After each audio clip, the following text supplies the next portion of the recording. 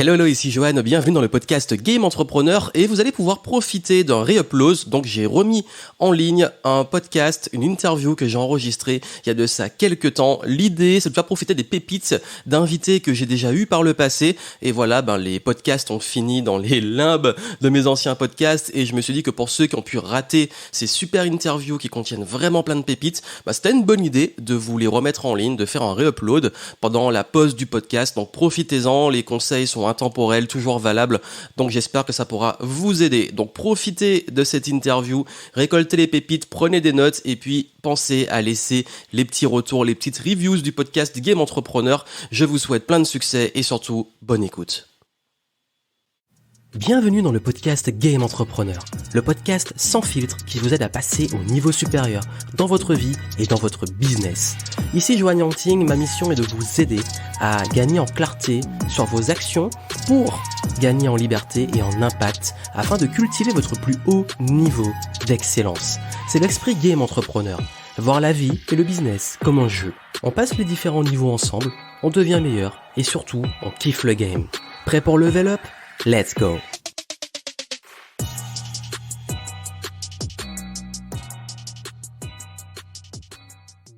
Bonjour et bienvenue dans le podcast Game Entrepreneur. Aujourd'hui, on va parler de perfectionnisme, un sujet qui, je pense, vous parle pour tous les perfectionnistes qui nous suivent, qui suivent ce podcast. Aujourd'hui, on va traiter le sujet de fond. D'ailleurs, je suis aujourd'hui avec Cécile. Comment ça va, Cécile ? Bonjour à tous. Je suis un petit peu fatiguée, donc pardonnez-moi d'avance de mes imperfections, mais je vais faire le maximum pour vous donner des conseils qui peuvent vous aider. Super, en tout cas, ce sujet vous tient à cœur, il a été beaucoup demandé et aujourd'hui je souhaite vraiment l'approfondir parce que ça soit dans le groupe des clients beaucoup qui disent j'arrive pas à finir mes produits parce que j'ai toujours quelque chose à rajouter, je n'arrive pas à lancer enfin cette vidéo parce que c'est jamais parfait, je n'arrive pas à finaliser cette conférence parce que j'ai toujours envie de l'améliorer et puis surtout tous les blocages qu'on peut avoir autour du perfectionnisme. Donc on va parler non seulement de comprendre d'où ça vient, comment le gérer, comment réussir à surmonter ça, comment réussir aussi à faire preuve d'excellence, mais sans rentrer dans la perfection. D'ailleurs, on va bien différencier l'excellence et le perfectionnisme, et on va vous donner pas mal de petits conseils, des astuces à mettre en place pour ne plus vous laisser freiner par ça. Alors déjà, avant de commencer, d'où ça vient pour toi, Cécile, le perfectionnisme ? Alors, pour moi, en fait, souvent, on part de l'objectif à atteindre et on se met la barre trop haute. Après, moi, après des années et des années de perfectionnisme, et ma réflexion, en fait, c'est plutôt porté sur une question d'écart. En fait, l'écart entre le niveau auquel on pense être et l'objectif qu'on se donne à atteindre. Et en fait, j'ai constaté ça parce que je me suis rendu compte que finalement, quand on avance, on progresse, etc. Et on avance, on arrive à un certain niveau. Et en fait, c'est toujours pas suffisant. Le niveau qu'on souhaitait atteindre à l'instant T-1, une fois qu'on l'atteint à l'instant T, en fait, pour nous, c'est pas suffisant parce qu'on est déjà au niveau supérieur. On vise déjà le niveau supérieur. Et pour moi, c'est vraiment cette question d'écart entre le niveau dans lequel on croit être, qui est souvent en dessous de celui où on est réellement, et puis l'objectif qu'on souhaite atteindre, qu'on pense parfois trop ambitieux, mais pour moi, il n'est jamais trop ambitieux. Et d'ailleurs, ça crée aussi très souvent ce qu'on appelle le syndrome de l'imposteur. C'est-à-dire qu'on se pense jamais à la hauteur et jamais de pouvoir délivrer. D'ailleurs, c'était beaucoup dit. Souvent, ça, c'est de pas être à la hauteur, de délivrer ce que les clients attendent de nous. Parce qu'il y a aussi beaucoup d'entrepreneurs perfectionnistes.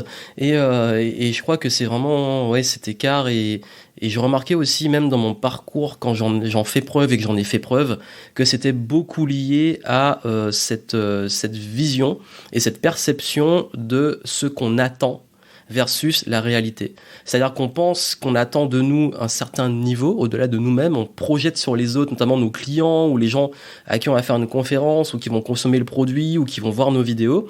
On dit, il faut absolument qu'il y ait ça comme standard. On se met sur un standard super élevé et on se dit, mais si je suis pas à ce standard, je serai pas à la hauteur et je vais pas délivrer ce qui est attendu de moi. Et je crois que ça, c'est aussi un des principaux problèmes, c'est que on a trop d'attentes pour soi, mais aussi on pense que les autres ont une attente beaucoup plus élevée de nous que ce qui est vraiment la réalité.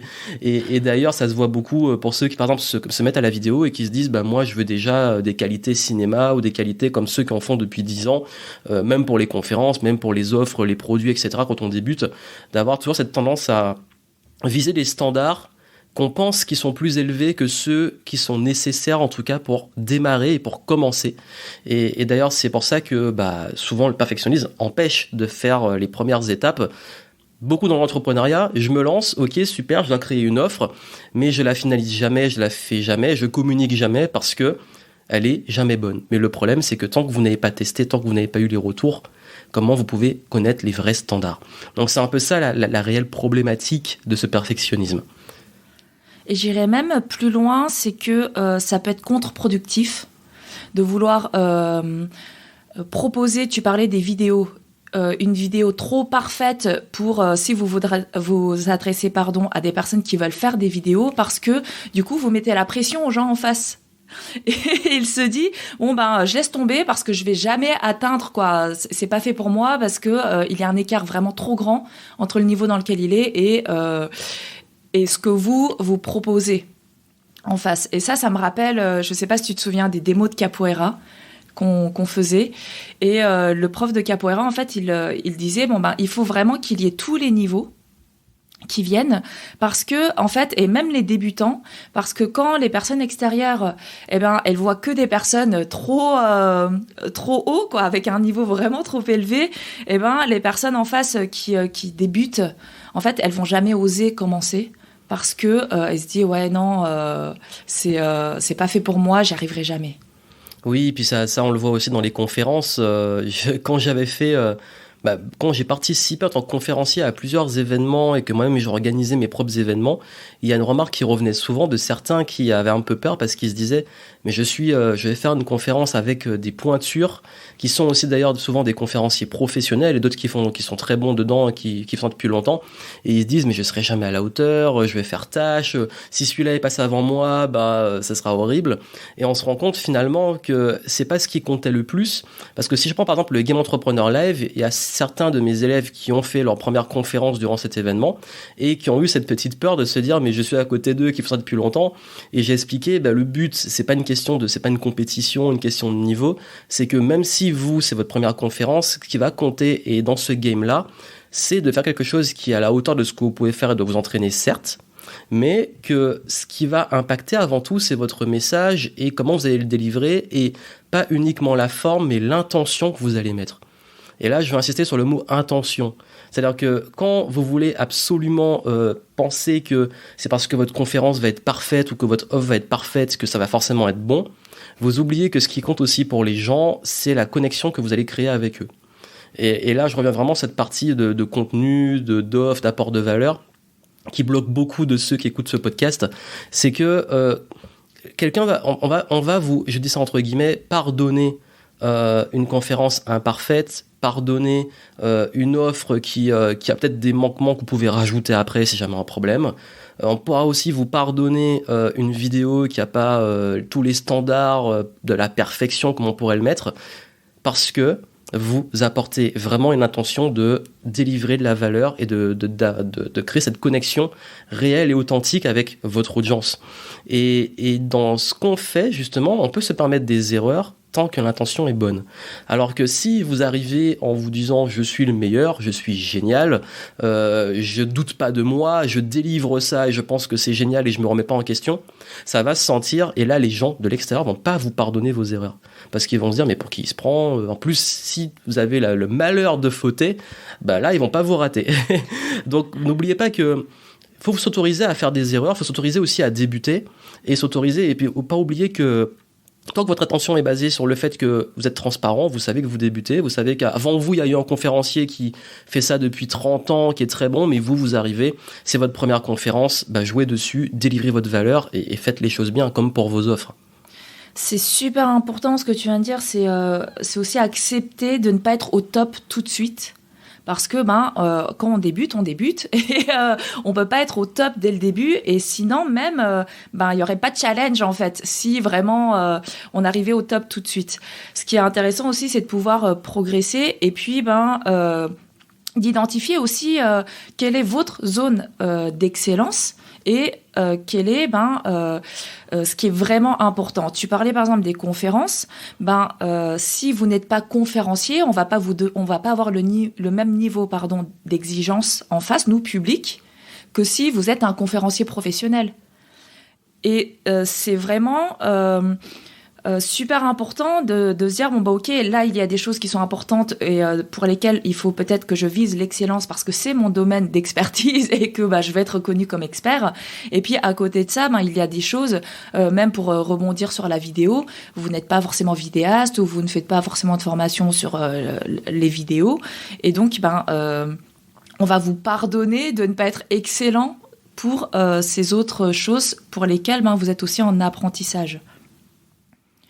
Et d'ailleurs, tu as abordé un point très important qui est l'excellence. Et d'ailleurs, si on pouvait parler justement de la différence entre l'excellence et le perfectionnisme, je veux dire, donner la mienne et tu diras la tienne, ta perception des choses. Moi, je vois avant tout l'excellence comme presque une philosophie et un mindset.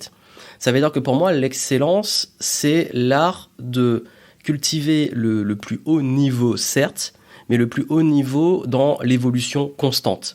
Alors que le perfectionnisme, on voit ça comme un palier à atteindre, et une fois qu'il est atteint, c'est bon, c'est parfait en fait, c'est parfait. Ce qui est finalement très subjectif. Donc quand vous cultivez l'excellence, vous cherchez toujours à faire de votre mieux, vous vous autorisez, comme on l'a dit avant, à faire des erreurs, mais pour apprendre. Donc certains vont, quand ils font des erreurs sans vouloir, être un peu plus énervés que d'autres, ça dépend des personnalités. Je sais que moi, par exemple, quand je me foire ou quand dans un sport je perds ou quand je suis pas à la hauteur de le palier que je voulais mettre, je suis un peu dégoûté, mais je continue à progresser parce que je veux cette excellence et je veux toujours donner le meilleur de moi-même. Ce qui fait que je vais toujours repousser les limites. Mais par contre, je me dis qu'à aucun moment je cherche à être parfait parce que je sais que ça pourra jamais vraiment être le cas. Pour toi, c'est quoi vraiment la différence entre les deux ? La différence, pour moi, je te rejoins vraiment sur ce que tu as dit entre l'excellence et le perfectionnisme. Et j'ajouterais qu'il y a un leurre. En fait, on peut croire qu'il y a un niveau d'excellence absolu. Alors que pour moi, en fait, tout est relatif.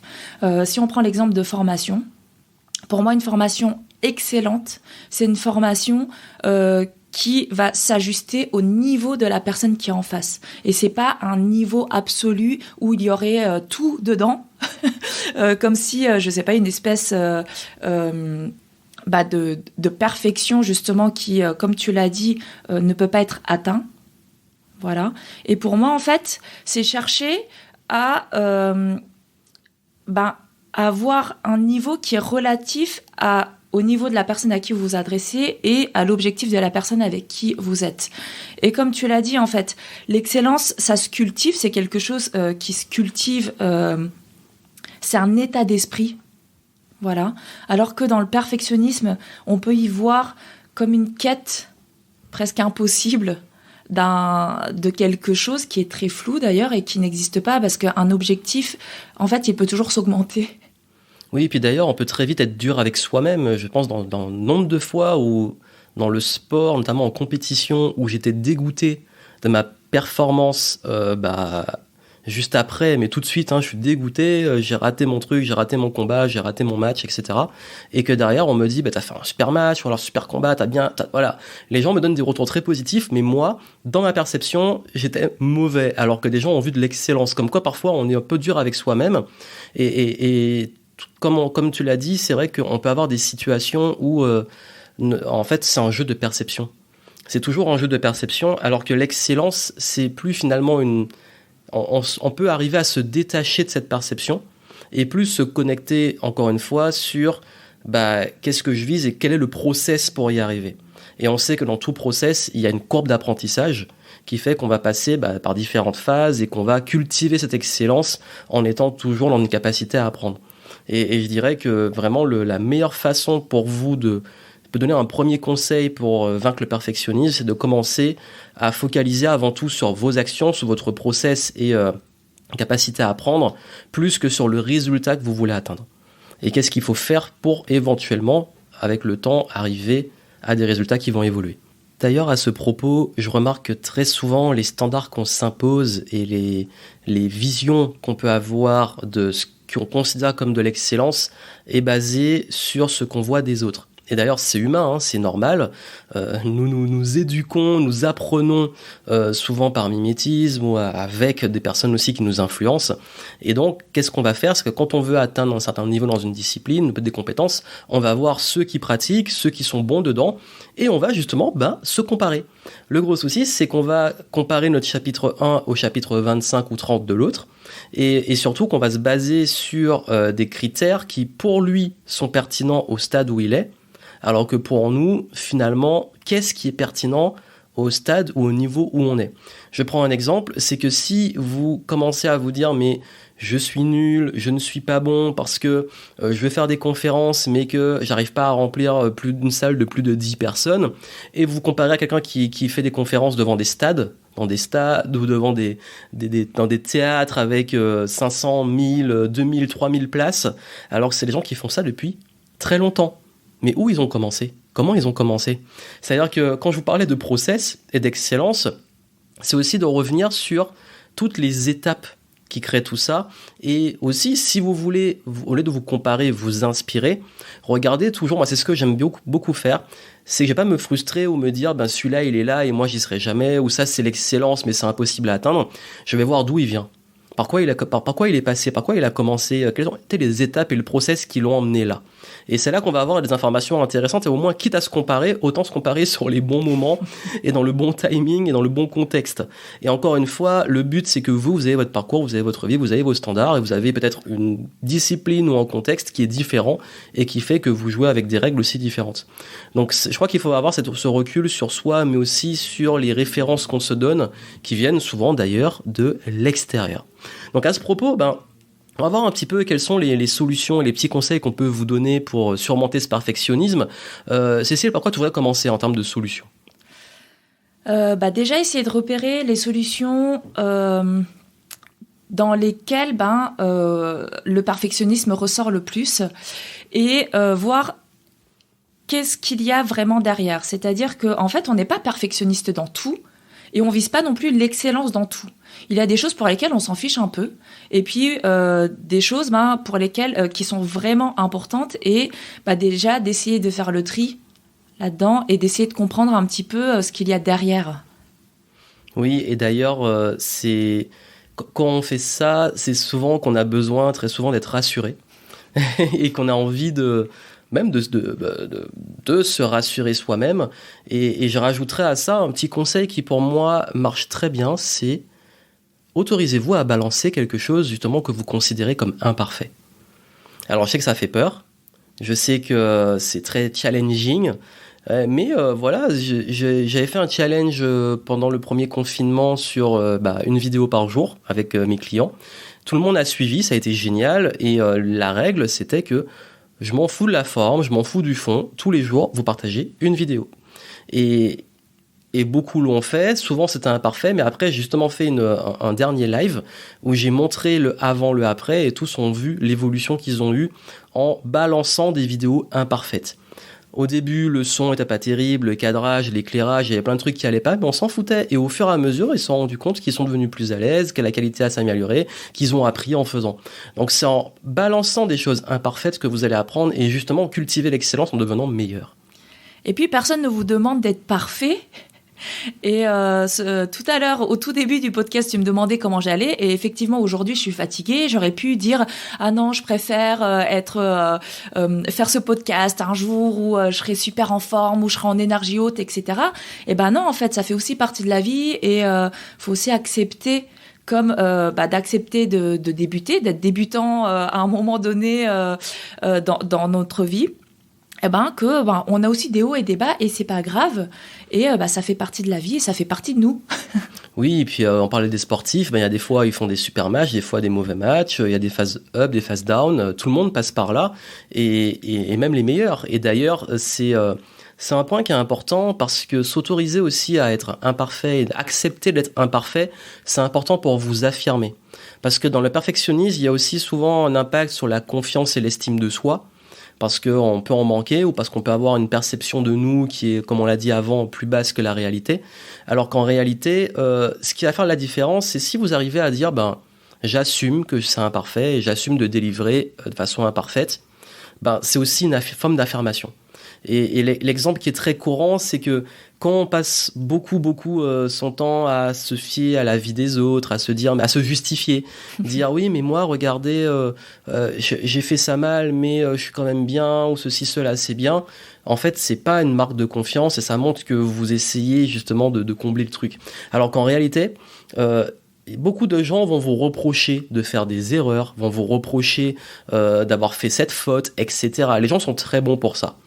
Si vous arrivez à affirmer et dire oui, j'ai fait une erreur, oui, ça a été imparfait et je m'améliore, c'est la meilleure des réponses. Qu'est-ce qu'ils peuvent dire ?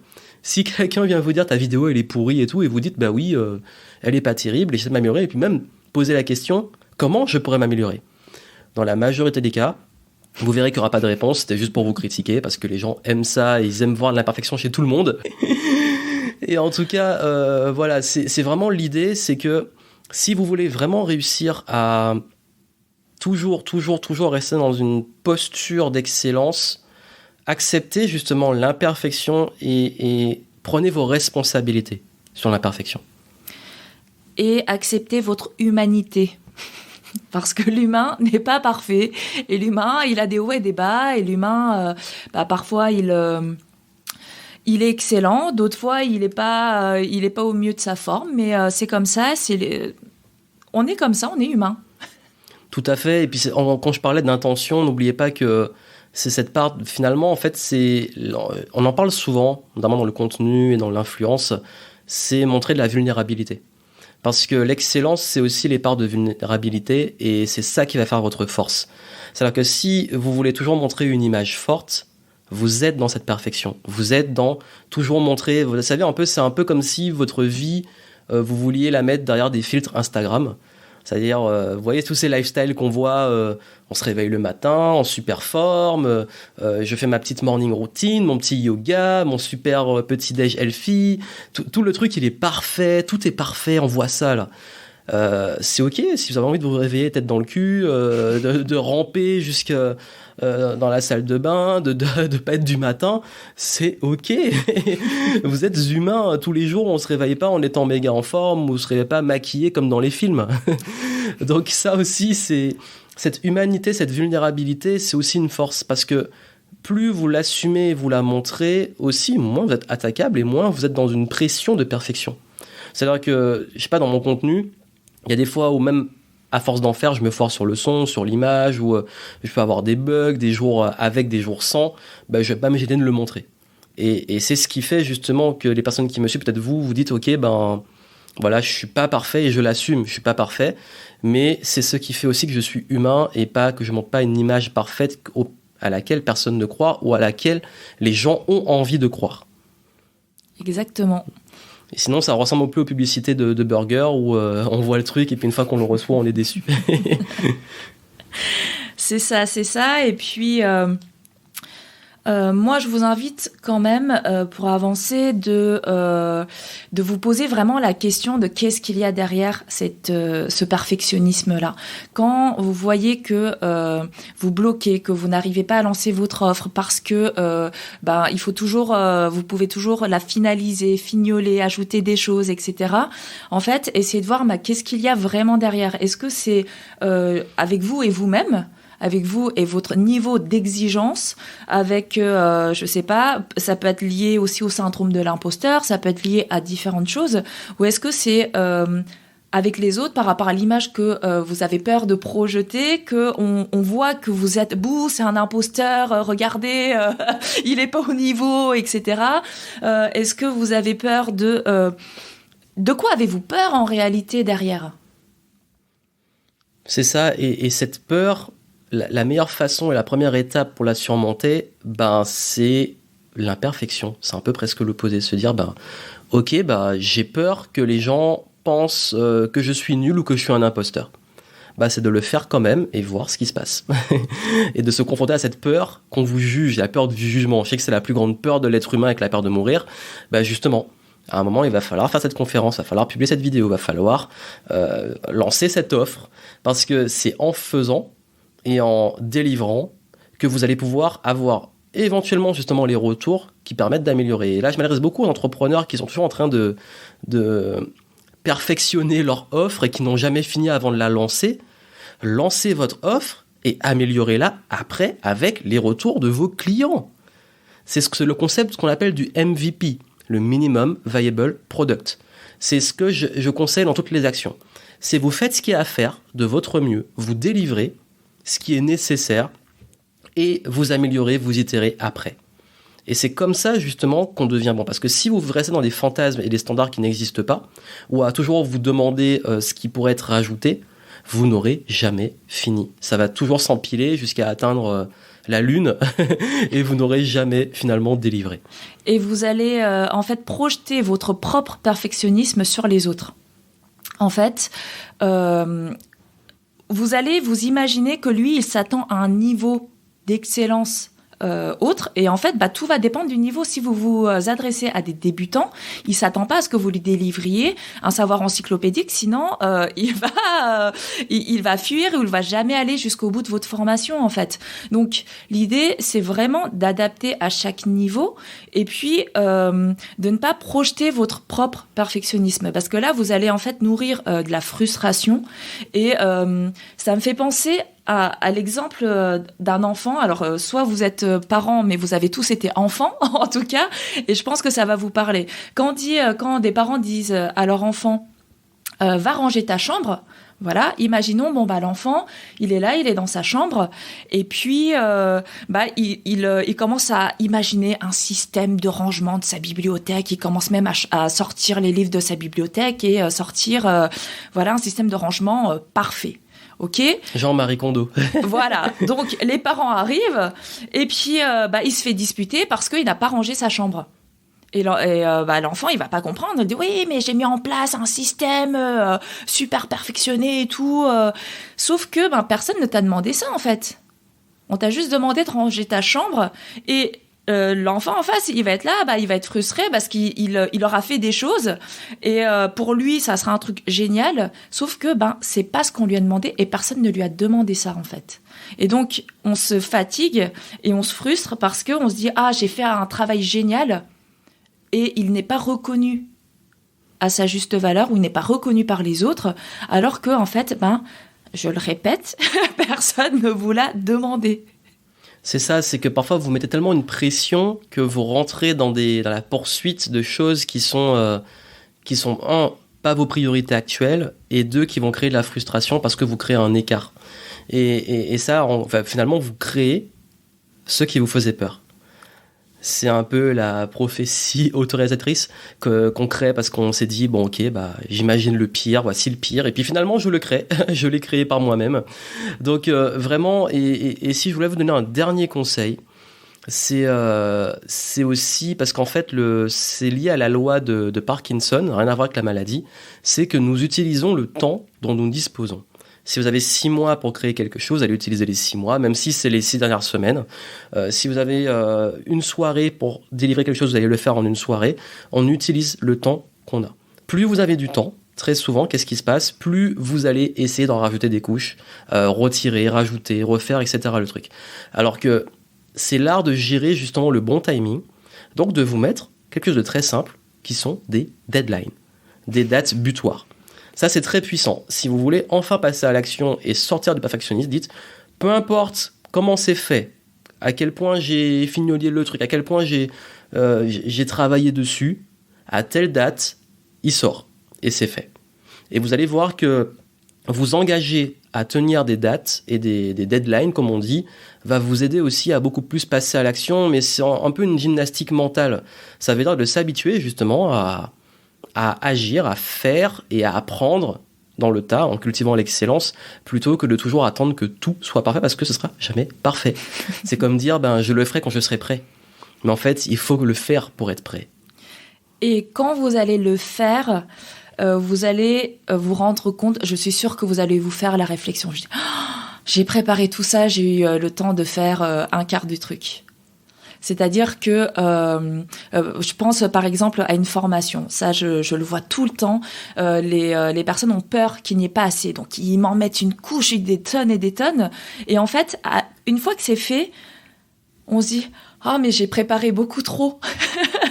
Et j'en ai fait beaucoup trop, alors que ça là, ce petit truc, finalement c'était largement suffisant et les gens étaient super contents de ce que je leur ai proposé, de ma formation, de mon offre, de tout ça quoi. Oui, et puis n'oubliez jamais votre intention et ce que vous visez dans ce qui est important et prioritaire. Si ce qui est prioritaire, c'est l'impact que vous allez avoir sur les personnes, c'est de délivrer et de voir cet impact et de les laisser juger et d'améliorer après. Et je vais vraiment vous rassurer sur quelque chose, c'est que tant que votre intention est bonne et que vous êtes ouvert à l'apprentissage et que vous avez vos qualités que vous allez transmettre, que vous allez utiliser, exploiter, ça va toujours bien se passer parce que ça fera toujours la différence. Et dans 100% des cas, les gens nous disent dans nos accompagnements, finalement, ça s'est bien passé, je me suis trop pris la tête pour rien. C'est ça. J'aurais pu aller plus vite. Tu l'as dit mieux que moi. C'est ça. Je ne compte plus le nombre de fois où j'ai entendu « je me suis pris la tête pour rien ». J'aurais vraiment dû le faire beaucoup plus vite. Oui. Ça, c'est tout le temps comme ça, c'est 100%. Donc, si vous avez des talents, vous avez l'intention d'aider, vous avez envie de bien faire les choses, et ça, c'est très bien. Et c'est vraiment justement la culture de l'excellence, vouloir bien faire les choses. Maintenant, il faut les faire. Et puis, ce sera toujours imparfait. Acceptez que ce sera toujours imparfait et que votre but, c'est d'être dans une constante amélioration, une écoute aussi constante, parce que vous n'êtes pas enfermé dans votre truc, parce qu'il y a forcément des retours à prendre en compte. Et c'est comme ça que vous allez pouvoir cultiver l'excellence sans tomber dans le perfectionnisme. Ouais. Et tout à l'heure, tu parlais des deadlines. Justement, l'importance de se fixer des deadlines. Et moi, ce qui m'a aidée, c'est aussi l'engagement public. Parce que je me suis rendu compte que moi, je me mettais des deadlines, mais s'il n'y avait pas d'enjeu juste pour moi assez fort, je repoussais la deadline pour pouvoir en ajouter encore plus.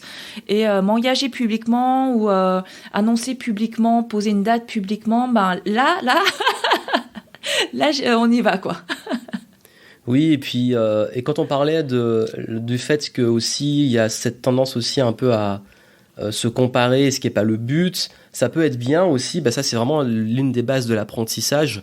Si vous pouvez avoir quelqu'un qui a l'expérience dans ce que vous voulez atteindre et qui est une personne qui ne va pas juger votre niveau, ce que vous faites, mais qui va vous donner des vrais feedbacks constructifs de vos priorités, de qu'est-ce qui est nécessaire, qu'est-ce qui n'est pas nécessaire, de vous cadrer, de vous dire voici ce qui est important, de vous aider à apprendre, de vous donner des retours, parce que parfois on a besoin d'être rassuré, se dire est-ce que ça c'est utile, est-ce que je fais bien les choses. Vous pouvez demander ces retours de l'extérieur. Et ça, c'est un point qui est vraiment important, que ça soit sous la forme de mentorat, de coaching, d'accompagnement, de formation, peu importe, d'un ami ou autre, d'avoir toujours des personnes qui ont le recul et un avis, mais qui sont des personnes qui ne sont pas là pour vous dire ce que vous voulez entendre, mais qui sont là pour vous donner des vrais feedbacks qui vont être constructifs pour vous aider dans votre construction, justement, parce que c'est le but d'être constructif. Donc ça, je pense que parce que souvent, quand on est perfectionniste, on a besoin d'être rassuré aussi, ce qui est normal, et ce qui peut vous rassurer, ça peut être un regard bienveillant et extérieur, mais aussi franc, qui est là vraiment pour vous aider à vous cadrer, vous gérer vos priorités, etc. Donc je pense que c'est toujours important. J'aime bien donner l'exemple des sportifs qui ont toujours des coachs qui vont leur dire voici ce que tu peux corriger, voici ce que j'ai analysé de ta performance, voici ce que tu peux faire, et de pouvoir continuer et cultiver l'excellence. Parce qu'aussi les bons performeurs sont des gens qui sont bien accompagnés. Donc voilà les petits conseils qu'on voulait vous donner. Cécile, tu as encore j'ajouterais une chose, c'est et si vous vous posez la question et si vous avez toujours l'envie de vous améliorer, de faire mieux, c'est que vous en avez déjà accumulé suffisamment pour les partager aux autres en fait. Tout à fait, et ça permet justement de comprendre aussi qu'en apprentissage, il y a toute la partie d'apprentissage, de pratique, d'évolution, mais il y a aussi la partie à l'autre niveau qui est la transmission. Et ça peut vous aider aussi à passer à un autre niveau et encore continuer de progresser. Et c'est le but de la vie, c'est de continuer de progresser. Et pour terminer, avant de vous quitter, moi j'ai envie de vous partager une citation d'Antoine de Saint-Exupéry qui dit « La perfection est atteinte non pas là où il n'y a plus rien à ajouter, mais lorsqu'il n'y a plus rien à retirer. » Très belle citation, on va peut-être finir dessus parce que c'était magnifique. Et en tout cas, j'espère que l'échange vous aura aidé. Si vous voulez justement aller plus loin, échanger, peut-être qu'on vous accompagne sur moi beaucoup plus sur la partie marketing, stratégie business, structure de votre business, et Cécile sur la partie tri dans vos idées, positionnement, également vous aider à apporter de la clarté sur vos orientations, vos choix, vos idées, etc. On est tous les deux là. Je vous mettrai les coordonnées dans le descriptif. Et si vous avez des besoins spécifiques par rapport à ce qu'on peut vous proposer, on sera ravis de vous aider. Vous aussi vous cadrez parce que c'est notre spécialité, dire un petit peu quelles sont vos priorités, vous donner ce recul. Parce que parfois c'est bien d'avoir du cadre et j'espère en tout cas que vous pourrez continuer à exceller, à progresser. Et si vous écoutez ce podcast, c'est que vous êtes des personnes qui ont à cœur de continuer de progresser. Merci à vous, merci Cécile. Merci à toi Johan, prenez soin de vous et soyez bienveillants avec vous. Merci et puis n'oubliez pas, continuez de kiffer le game. À très bientôt.